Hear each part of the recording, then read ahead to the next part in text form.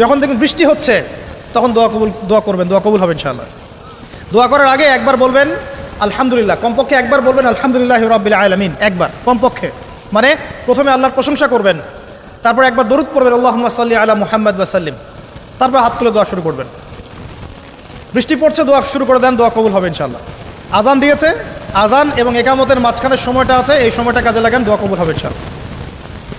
নামাজ দাঁড়িয়েছেন, সেজদায় গিয়েছেন, সেজদায় দোয়া করেন, দোয়া কবুল হবে ইনশাআল্লাহ। প্রশ্ন করে অনেকে যে ভাই সেজদায় কি বাংলায় দোয়া করা যাবে? হ্যাঁ যাবে, যদি আপনার নামাজটা নফল নামাজ হয়। কোন নামাজ হয়? ফরজ নামাজে করবেন না, নফল নামাজে করতে পারেন ইনশাআল্লাহ। সেজদায় বান্দা আল্লাহর সবচেয়ে কাছাকাছি থাকে, এই সময়ে বেশি বেশি দোয়া করতে রাসূল সাল্লাল্লাহু আলাইহি ওয়াসাল্লাম তাগিদ দিয়েছেন। দোয়া করলে ডাইরেক্ট কবুল হবে ইনশাআল্লাহ। পিতামাতার খেদমত করে দোয়া করেন, দোয়া কবুল হবে ইনশাআল্লাহ। এখন তো পিতামাতার খেদমত মানুষ করতে চায় না। এটা সেই যুগ যে যুগে পিতামাতার সাথে দাস দাসীর মতো আচরণ করা হয়।